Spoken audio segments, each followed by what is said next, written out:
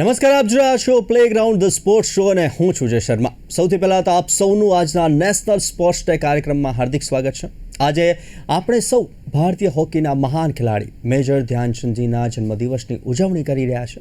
તેઓ હોકીના જાદુગર તરીકે જાણીતા છે ને તેમણે ભારતને ઓલિમ્પિકમાં 3 ગોલ્ડ મેડલ પણ અપાવ્યા છે. આ દિવસ આપણને સખત પરિશ્રમ અને ખેલદિલીનું મહત્ત્વ પણ સમજાવે છે ને આજના આ કાર્યક્રમમાં આપણે સૌ ખેલદિલીની ભાવનાને ઉજવીશું, કેમ કે આજે નેશનલ સ્પોર્ટ્સ ડેની ઉજવણી સમગ્ર રાજ્ય સમગ્ર દેશમાં થઈ રહી છે. અને આ જ વિશે ચર્ચા કરવા માટે આપણી સાથે સ્ટુડિયોમાંથી ઉપસ્થિત છે સ્પોર્ટ્સ એક્સપર્ટ અશોક મિસ્ત્રી અને સાથે જ અમારી સાથે જોડાયા છે RVS પ્રસાદ, પૂર્વ હોકી ગોલકીપર. પ્રસાદજી અને અશોકભાઈ, આપનું સ્વાગત છે. Thank you so much. આપણે ચર્ચાની શરૂઆત કરીએ તે પહેલાં જોઈએ એક ખાસ રિપોર્ટ. ભારતના ખેલકૂદ જગતના દિગ્ગજ મેજર ધ્યાનચંદે ભારતીય રમતગમતમાં આપેલા યોગદાનને સન્માનિત કરવા માટે દર વર્ષે 29 ઓગસ્ટના રોજ સમગ્ર ભારતમાં નેશનલ સ્પોર્ટ્સ ડે એટલે કે રાષ્ટ્રીય રમતગમત દિવસની ઉજવણી કરવામાં આવે છે. આ વર્ષે નેશનલ સ્પોર્ટ્સ ડે 2025 નિમિત્તે કેન્દ્ર સરકારે 29થી 31 ઓગસ્ટ 2025 સુધી 3 દિવસીય નેશનલ સ્પોર્ટ્સ ડેની ઉજવણી જાહેર કરી છે. 1 ઘંટા ખેલ કે મેદાન में અને હર ગલી હર મેદાન ખેલે સારા હિન્દુસ્તાન જેવા નારા સાથે આ વર્ષે સમગ્ર રાષ્ટ્ર ખેલકૂદ ઉત્સાહ અને એકતાનો આ 3 દિવસીય રાષ્ટ્રીય વ્યાપી ઉત્સવ ઉજવશે અને મેજર ધ્યાનચંદને શ્રદ્ધાંજલિ આપશે. આ જ બાબતને ધ્યાનમાં રાખીને ગુજરાતમાં પણ 29થી 31 ઓગસ્ટ 2025 સુધી 3 દિવસ માટે નેશનલ સ્પોર્ટ્સ ડેની ઉજવણી કરવામાં આવશે. પ્રથમ દિવસની ઉજવણી દરમિયાન ગુજરાતની તમામ યુનિવર્સિટીઓ, કોલેજો અને શાળાઓમાં મેજર ધ્યાનચંદને શ્રદ્ધાંજલિ આપવામાં આવશે. આ ઉપરાંત તમામ યુનિવર્સિટીઓ, કોલેજો અને શાળાઓમાં રમતગમત સ્પર્ધાઓ, વક્તૃત્વ સ્પર્ધાઓ, સેમિનાર, શારીરિક અને માનસિક ફિટનેસ પર ચર્ચાઓ, પોસ્ટર મેકિંગ જેવી પ્રવૃત્તિઓ આયોજિત કરવામાં આવશે. આ સાથે જ આ દિવસે ખેલ મહાકુંભ 2025 માટે તમામ જિલ્લાઓમાં રજીસ્ટ્રેશન પણ શરૂ કરવામાં આવશે.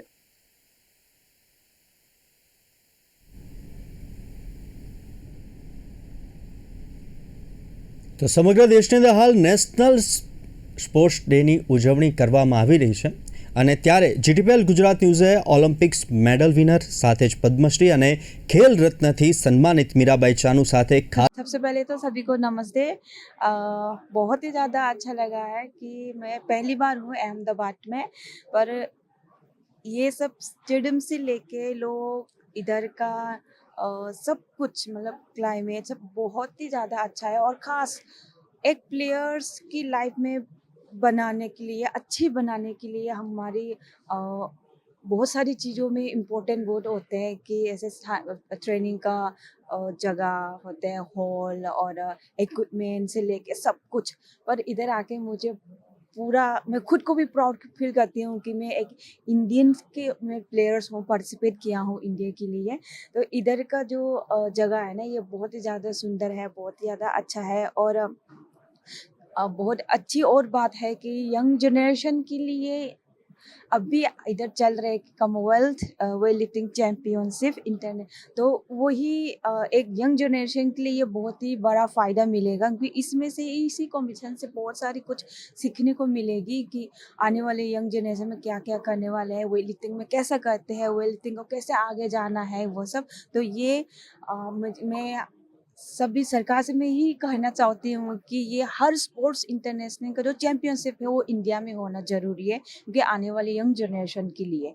तो मैं बहुत ज़्यादा खुश हूँ कि इस बार भी कॉमनवेल्थ चैम्पियनशिप इंडिया में ही हो रही है और हमने काफ़ी मेडल इंडिया के लिए जीतने का मौका दिया है. और ये कंपटीशन से हमारी जो आने वाली कॉमनवेल्थ गेम्स के लिए क्वालिफाइंग होते हैं, तो हम मैक्सिमम हम 90% क्वालिफाइंग हो चुकी है. आज बहुत खुश दिन है कि बहुत अच्छा दिन है कि हमारी मेजर ध्यानचंद सर जी की आज जन्मदिन सब हर साल स्पोर्ट्स डे में ही मनाते हैं. तो ये हमारे लिए एक बहुत ही ज़्यादा इंस्पिरेशन होते हैं कि इतना पुराना प्लेयर्स, इतना पुराना अच्छा है कि उनसे हम सीखते हैं कि हमको क्या स्पोर्ट्स में जाके कैसा करना है. तो आज बहुत बड़ा दिन है, तो मैं इसको बहुत ही अच्छा सेलिब्रेट करना चाहती हूँ. और 3 days ये सेलिब्रेशन मनाने जा रहे हैं। ये स्पोर्ट ऐसा सिर्फ स्पोर्ट्स ही नहीं है और आज के दिन सिर्फ डेट ही नहीं है कि एक प्लेयर्स के लिए बहुत बड़ी चीज़ होगा और इसी में से बहुत सारे सीखने को भी मिल जाएगी। आज के दिन हमको याद रखना बहुत ही ज़्यादा ज़रूरी है प्लेयर्स को, और हर जगह स्पोर्ट्स को बढ़ाने के लिए हम बहुत ही ज़्यादा मेहनत करना है, और जो भी आपको हमारे अंदर में जो भी हुनर है उसको सबको दिखाने का भी टाइम आ गया है। तो पूरा भारतवासी और भारत के जो भी प्लेयर्स है, मैं यही कहना चाहती हूँ कि आप लोग इतना मेहनत कीजिए कि हम इंडिया के लिए हर टाइम मेडल ला के इंडिया के नाम को हर टाइम ऊपर करते रहे। हर प्लेयर्स का सोच तो अलग अलग रहते हैं और फैमिली का भी अलग अलग होते हैं। कोई क्रिकेट को पसंद करते हैं, कोई फुटबॉल या कोई बॉक्सिंग, ये सब। पर मैं खास सबको मैं कहना चाहूँगी कि वेट लिफ्टिंग में भी ऐसा कुछ नहीं है कि लड़कियां खेल नहीं सकती। कोई बोलते हैं कि वेट लिफ्टिंग में जाएगी तो हमारी मसल या हाइट में प्रॉब्लम होगी, वो सब ऐसा कुछ नहीं है। स्पोर्ट्स सेम होते हैं, पर हर स्पोर्ट्स में हम मेहनत करना बहुत ही ज़्यादा ज़रूरी है कि हर स्पोर्ट्स में अलग अलग मेहनत होते हैं। तो प्लीज़ मैं आप सबसे रिक्वेस्ट करना चाहती हूँ कि वेट लिफ्टिंग में ज़रूर आइए और मेरे साथ ट्रेनिंग करके हम इंडियन वेट लिफ्टिंग और इंडिया के लिए पार्टिसिपेट करके इंडिया के तिरंगा और इंडिया के नाम को हर टाइम ऊपर करते हैं। તો આજે નેશનલ સ્પોર્ટ્સ ડેની ભવ્ય ઉજવણી કરવામાં આવી છે। પ્રસાદ સાહેબ, आपके पास आना चाहूँगा। आप तो नेशनल हॉकी में गोलकीपर भी रह चुके हो। नेशनल स्पोर्ट्स डे क्यों मनाया जाता है और क्या पहले के मुकाबले ये वक्त खेल के लिए कैसा कहा जा सकता है? नमस्कार। सबसे पहले तो जीटीपीएल को बहुत बहुत बधाई, जो जिस हिसाब से वो गुजरात का नंबर 1 स्पोर्ट्स चैनल है और हर जगह हर स्पोर्ट्स के सभी इवेंट्स को वो कवर करते हैं और उसको जो टेलीकास्ट करते हैं, दैट इज बहुत ही सराहनीय काम कर रही है जीटीपीएल। नेशनल स्पोर्ट्स डे जो बेसिकली जो हॉकी से रिलेटेड है, क्योंकि मेजर ध्यानचंद जी जो हैं, हॉकी के जादूगर जिन्हें कहा जाता है, और वो हॉकी से रिलेटेड रहे हैं। मैं भी जो है हॉकी में जो है एशिया कप, अजलनसा, ऑलमोस्ट 97 से लेके 2000 तक हॉकी में रहा हूँ। बेसिकली जो ध्यानचंद जी हैं वो भी सर्विसेज से थे, आर्मी से थे, और मेरा भी जो बैकग्राउंड है वो नेवी से रहा है।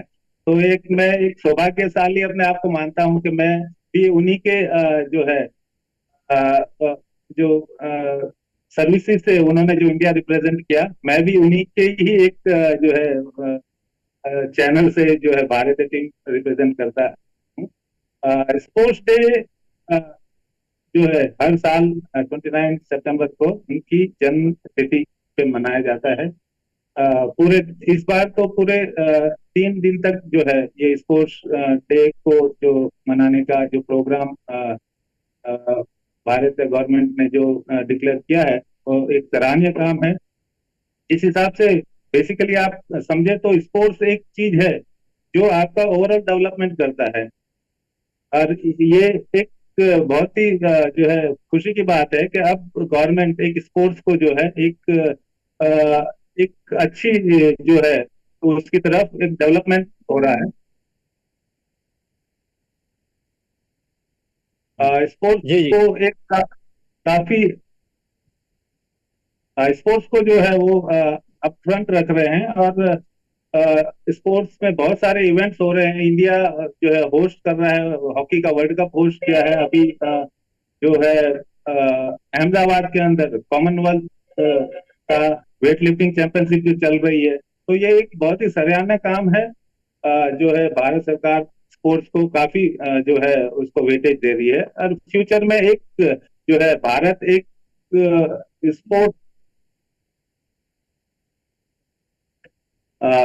स्पोर्ट्स जो है डोमिनेटेड कंट्री के रूप में डेफिनेटली जो है ये आगे आएगा। और स्पोर्ट्स डे में बहुत सारे जो है स्पोर्ट्स से रिलेटेड इवेंट्स ऑर्गेनाइज हो रहे हैं। इसी दिन हर एक जितने भी एमिनेंट स्पोर्ट्स पर्सनालिटी है उनको भारत रत्न है, खेल जो है रत्न पुरस्कार है, अर्जुन पुरस्कार है, द्रोणाचार्य अवार्डीज है, ये इसी दिन उनको जो है प्रेसिडेंट के द्वारा उनको अर्पित किया जाता है। तो स्पोर्ट्स डे डेफिनेटली एक जो है एक एक फंक्शन जैसा पूरे देश में मनाया जाता है। અશોકભાઈ, નેશનલ સ્પોર્ટ્સ ડે છે, કેવી રીતે મનાવવામાં આવે છે અને આ દિવસ શું આજના સ્પોર્ટ્સ ડે વખતે ખાસ છે અને કેટલું આવકારદાયક? સી બેઝિકલી 2036માં આપણે ઓલિમ્પિક્સ આવે છે, 2030માં કોમનવેલ્થ ગેમ્સ આવે છે, એટલે આ બંને મોટા ઇવેન્ટ્સના માટે એક માઇન્ડસેટ, એટલે કે લોકો વૈશ્વિક રમતોને જાણે, સમજે અને રમતગમત પ્રત્યે વધારે જાગૃત થાય, એ પ્રયાસ આ વખતે સ્પોર્ટ્સ ડેમાં કરવામાં આવ્યો છે.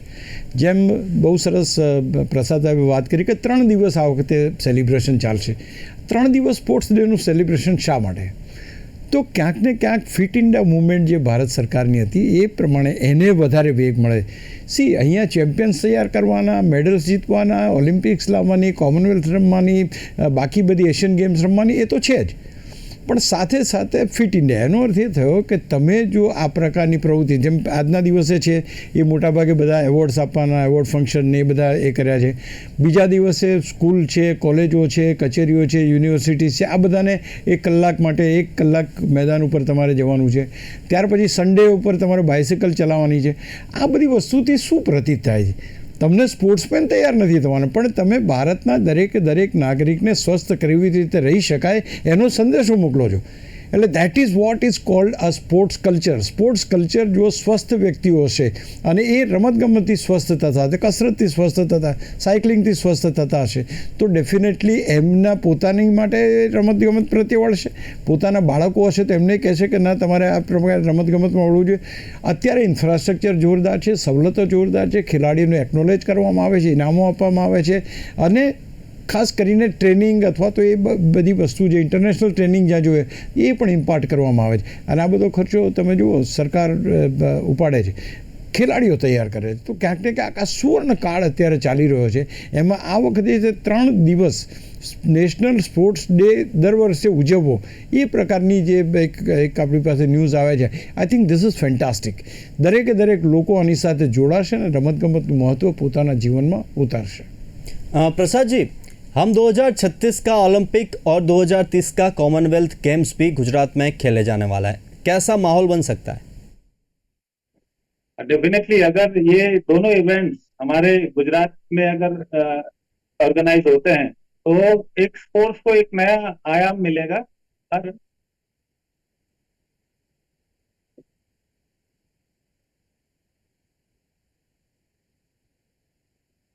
डेफिनेटली ये जो दोनों इवेंट्स अगर गुजरात के अंदर ऑर्गेनाइज की जाती है तो इसमें स्पोर्ट्स को बहुत ही बूस्टअप मिलेगा. बहुत जो है इंडस्ट्रीज जो है इसमें जो है स्पोर्ट्स का जो इंडस्ट्रीज काफी डेवलप होगी. स्पोर्ट्समैन जो है उनको जो है एक होमली ग्राउंड में जो एक परफॉर्म करने का एक जो मौका होता है वो एक अलग ही चीज होती है, क्योंकि आप बाहर जाके पार्टिसिपेट करते हैं तो उसमें प्रेशर बहुत ज्यादा रहता है. लेकिन अगर आप होम जो है कंट्री और होम ग्राउंड में अगर आप पार्टिसिपेट करते हैं तो उसका एक आपका परफॉर्मेंस के ऊपर बहुत ही इफेक्ट होता है. डेफिनेटली अगर ये 2 इवेंट्स भारत में जो है ऑर्गेनाइज होती है तो भारत एक स्पोर्ट्स सुपर पावर बनने की तरफ एक जो है उसको कोई रोक नहीं सकता है. और डेफिनेटली जिस हिसाब से हम स्पोर्ट्स के अंदर परफॉर्म कर रहे हैं, हमारे जो जितने भी एमिनेंट स्पोर्ट्स पर्सन हैं वो इंटरनेशनली काफी अच्छा परफॉर्म कर रहे हैं. और डेफिनेटली उनकी ट्रेनिंग जो है जिस हिसाब से गवर्नमेंट उनका ख्याल रख रही है अभी के जो माहौल में, तो डेफिनेटली हमारे स्पोर्ट्समैन जो है वो डेफिनेटली एक अच्छा परफॉर्म करेंगे इन दोनों इवेंट्स में. અશોકભાઈ, 3 દિવસના કાર્યક્રમની વાત કરી તો 3 દિવસના કાર્યક્રમનું મહત્વ શું છે? શું રમતગમત પ્રત્યેની જાગૃતિ તેનું મિશન છે કે પછી ફિટ ઇન્ડિયાને સફળ કરવાનો એક પ્રયાસ છે? સી, દરેક વસ્તુની સફળતા પાસે તમારી પાસે માસ મૂવમેન્ટ હોય છે. માસ જોડાય તો કોઈ પણ રીતે સફળતા મળી શકે. ખેલ મહાકુંભ આજે વર્ષો પહેલાં જ્યારે ગુજરાતમાં શરૂ થયો ત્યારે લોકોને ખબર નહોતી કે આટલું મોટું વટવૃક્ષ બનશે. અને અત્યારે જે રીતે આપણે અહીંયાથી લઈને ખેલો ઇન્ડિયા સુધીની જે આખી સફર કરીએ છીએ એ તમે જુઓ યુનિવર્સિટી લેવલે, સ્કૂલ લેવલે, કોલેજ લેવલે, એસોસિએશન લેવલે દરેકે દરેક જગ્યાએ તમને ખેલાડીઓ જોવા મળી રહ્યા છે. પહેલી વાત. બીજું કે સરકારના એવા પણ પ્રયાસો, ગુજરાત સરકારે બહુ સારા પ્રયાસ કર્યા કે એસોસિએશનને એમણે લિંકઅપ કર્યા, એમની સાથે ટાઈપ કર્યું કે ભાઈ તમારે આટલી ઇન્ટરનેશનલ ટુર્નામેન્ટો રમાડવી પડશે, નેશનલ ટુર્નામેન્ટો રમાડવી પડશે. એનાથી શું ફાયદો હતો કે ગુજરાતના ખેલાડીઓને, ગુજરાતના બાળકોને, ગુજરાતના યુવા જેમને રમત પ્રત્યે રસ છે એ લોકોને ખાસ કરીને આ લોકોની રમત જોવા મળી, એક ઇન્સ્પિરેશન મળી કે હા આ રમતમાં આપણે રમી શકીએ, વાય કાન્ટ વી જોઈન. તો આ જે વસ્તુ બહુ મહત્ત્વની છે કે તમે આજે કોઈ પણ જગ્યાએ તમે ઇન્સ્પાયર થાઓ એ બહુ જરૂરી છે. અને એ કરવાનું કામ કદાચ ખેલ મહાકુંભ, ખેલો ઇન્ડિયા અથવા તો યુનિવર્સિટી ગેમ્સ અથવા જે કોઈ રમતગમત, અને તમે જો અઢળક પ્રવૃત્તિઓ ચાલે છે. તમને બહુ આનંદ થશે કે જે અત્યારનું વીર સાવરકર સ્પોર્ટ્સ કોમ્પ્લેક્સ બનાવ્યું છે, it is one of the finest. અને તમે વર્લ્ડ ક્લાસ લેવલની કોઈ પણ ટુર્નામેન્ટનું આયોજન, multi games, it's not 1 or 2 games, બધી જ ગેમો રમતો ત્યાં આગળ રમાડી. અત્યારે weightlifting championship, Commonwealth weightlifting championship ત્યાં ચાલી રહી છે, તો એ અત્યારે રમાઈ રહી છે. હમણાં ટેબલ ટેનિસની પૂરી થઈ, એક્વેટિકની નેશનલ ફાઇનલ્સ, નેશનલ ગેમ્સ રમાઈ. તો આ બધી વસ્તુથી ક્યાંક ને ક્યાંક ઇન્ફ્રાસ્ટ્રક્ચર જે ઊભું કર્યું છે. અને હજુ આજે જેમ એક સ્પોર્ટ્સ જર્નાલિસ્ટ એસોસિએશનનો એક કાર્યક્રમ હતો, એમાં સીએમને સાંભળ્યા તો એમ લાગ્યું, એમણે કહ્યું કે ભાઈ હજુ તો નરેન્દ્ર મોદી સ્ટેડિયમની આસપાસની બહુ જ મોટી જગ્યામાં એક સ્પોર્ટ્સ કોમ્પ્લેક્સ આગળ વધી રહ્યું છે, બની રહ્યું છે. તો ક્યાંક ને ક્યાંક આટલું જબરજસ્ત ઇન્ફ્રાસ્ટ્રક્ચર હોય, ઇન્ટરનેશનલ ટુર્નામેન્ટો ઘર આંગણે જોવા મળે, અહીંના ખેલાડીઓ પ્રોત્સાહિત થાય, વધારે ને વધારે લોકો જોડાય એની સાથે. અને સૌથી બીજી મોટી વસ્તુ કે જો રમતગમત પ્રત્યે સભાન કરવાની જે વાત છે, જાગૃતિ લાવવાની જે વાત છે, ફિટ ઇન્ડિયાની જે વાત છે, હું માનું છું કે ફિટ ઇન્ડિયા મુવમેન્ટ આનાથી વિશેષ કઈ હોઈ શકે કે તમે ઘરની બહાર નીકળો ને તમારું મોટા સ્ટેડિયમમાં કોઈને કોઈ મેચ ચાલતી હોય, કે તમે અમદાવાદની અંદર 5 કિલોમીટર દૂર જાઓ તમને હોકીની મેચ જોવા મળે, 8 કિલોમીટર દૂર જાઓ તમને ક્રિકેટની ફાઇનલ જોવા મળે. આ જે અત્યારે વાતાવરણ વિકસી રહ્યું છે એ વાતાવરણ ક્યાંક ફિટ ઇન્ડિયા મુવમેન્ટને વધારે વેગ આપશે અને વધારે ને વધારે લોકો પોતાની હેલ્થ પ્રત્યે બી જાગૃત થશે. કારણ કે એમાં જે એક દિવસ એવો આપ્યો છે કે જે દિવસે તમારે સાયકલિંગ કરવાનું છે.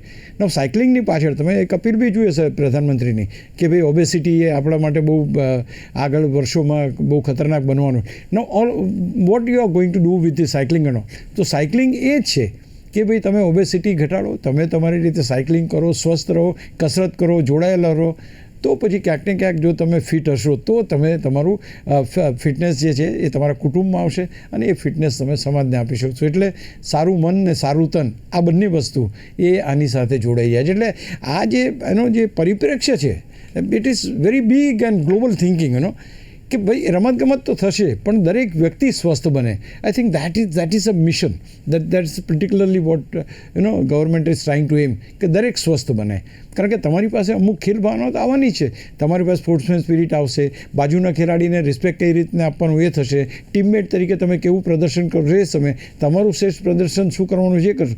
તમારા ક્ષેત્રમાં તમારે ઘણીવાર પ્રસાદ સાહેબ મારી સાથે એગ્રી થશે કે ગોલ પાસ તમારે કરવાનો હોય, ગોલ કરવા માટે તમારે બીજાને આપવાનો હોય, એ ગોલ તમે કરી શકો પણ એ એમ થાય કે ત્યાં આપવાનો છે તમારે, તો એ જે તમારા એક્સાઇટમેન્ટ ઉપર કાબૂ રાખીને પાસ ઓન કરીને એને ગોલ આપવાનો. આઈ થિંક આ બધી વસ્તુ તમને રમતગમતમાંથી શીખવા મળશે અને એ રમતગમતને તમે જોશો તોય તમે સમજી શકશો અને એ તમે તમારા કુટુંબ અને તમારા સમાજ માટે અમલમાં મૂકશો. તો I think all sad and done it is a growth. દરેકે દરેક રમતગમતની તો વિકાસ છે જ છે, પણ એની સાથે જે ગ્લોબલ જે તમે કહી શકો એ આપણી થિંકિંગ આવશે કે હા ભાઈ ફિટ નેશન, તો પછી એ ફિટ નેશન જો જ્યાં હશે ત્યાં આગળ બાકી બધી વસ્તુ પણ સારી જશે. प्रसाद सर, 1 घंटा खेल के मैदान पर यह कितना कामयाब स्लोगन बन सकता है? फिट रहने के लिए क्या करना चाहिए और आप कैसे अपने आप को इतना फिट रख पाते हो? डेफिनेटली 1 घंटा खेल के मैदान में ये एक अच्छा स्लोगन है. और ये स्लोगन से पहले भी मैं देख रहा हूँ कि अभी जिस हिसाब से स्पोर्ट्स का जो कल्चर डेवलप हो रहा है, हम हमारे टाइम में तो गेम्स खाली दिन में ही चलते थे, लेकिन अब गेम जो है कि नाइट जो है दिन के बाद में जो है 8 बजे 9 बजे के बाद में रात को 1-2 बजे तक का जो है लोग खेलने के लिए आते हैं. मैं वाईएमसीए क्लब में हूँ, उसी की अगर आपको बात करूँ तो हमारे यहाँ पिकल बॉल जो है 2-3 बजे तक लोग आते हैं, खेलते हैं. तो डेफिनेटली अगर ये मीन्स अब ये बैरियर नहीं है आपके पास में कि भाई आप जो है आपका जॉब करने के बाद में आप जो है अगर खेलना चाहते हैं तो आपके पास में ऑप्शन नहीं है। हमारे यहाँ पे जो है वॉलीबॉल चलता है लेट नाइट में, लॉन टेनिस चलता है, लोग आते हैं 12 बजे जो है लॉन टेनिस का बुकिंग कराते हैं। पिकल बॉल तो इनफैक्ट जो है अहमदाबाद में काफी जो पिकअप किया हुआ है, लोग एक एक दो दो बजे तक खेलते हैं ऑन वीकेंड्स में। तो डेफिनेटली एक अगर ये आप 1 घंटा अगर आप जो है ग्राउंड में देते हैं तो ये आपकी ओवरऑल जो है डेवलपमेंट के लिए, और एक एक स्पोर्ट्स ही ऐसा है जहाँ पे आपको आपको एक जो है क्वालिटी इंप्रूव होती है कि आप लूज करने के बाद भी आप सामने वाले को अप्रिशिएट करते हैं कि यार well done, you have played good है, तो डिमोलाइज नहीं होते हैं मीन्स। तो ये क्वालिटी आप दूसरे फील्ड में डेवलप करना बहुत मुश्किल है। तो अगर आप 1 घंटा अगर आप डेफिनेटली अगर ग्राउंड में जाते हैं तो ये एक जो है पूरा भारत देश के लिए एक नई एक उमंग लेके आएगा, और एक सब फिट रहेंगे, और एक फिटनेस का एक जो है एक जो एक संदेश है कि हर किसी को फिट रहना है, हर किसी को जो है 1 घंटा ग्राउंड में अगर वो यूटिलाइज करता है तो डेफिनेटली नॉर्मली अगर आप एक बार जब ग्राउंड में चले जाते हैं तो फिर आप भूल जाते हैं कि आप क्या कहाँ है क्या है, कोई कितना भी आपके पास में टेंशन होगा, कितना भी प्रेशर होगा, वो पूरा रिलीज हो जाता है। जब आप ग्राउंड से बाहर निकलते हैं तो you feel are very relax. आपको आपने दिन भर क्या काम किया, क्या चीज कितनी आपने स्ट्रगल किया, क्या क्या, वो बिल्कुल न्यूट्रलाइज हो जाता है, यू फील वेरी रिलैक्स, जैसे कि आप जो है बिल्कुल फ्रेश हो गए। तो डेफिनेटली इससे जो है भारत देश को जो है एक एक एनर्जी मिलेगी, और एक जो है एक बूस्ट मिलेगा फिट रहने के लिए। અશોકભાઈ, આજે નેશનल स्पोर्ट्स डे ऊपर आप हमारी साथ जुड़ा और RVS प्रसाद सर आप हमारे साथ जुड़े, इसके लिए शुक्रिया। અશોકભાઈ, આપનો પણ આભાર। તો આ હતી નેશનલ સ્પોર્ટ્સ ડે પર આજની ચર્ચા। આવી જ રીતના ડેટ્સ અને ઇવેન્ટ્સને લઈને અમે આપની સાથે જોડાતા રહીશું। તેની માટે જોતા રહો પ્લેગ્રાઉન્ડ ધ સ્પોર્ટ્સ શો। નમસ્કાર।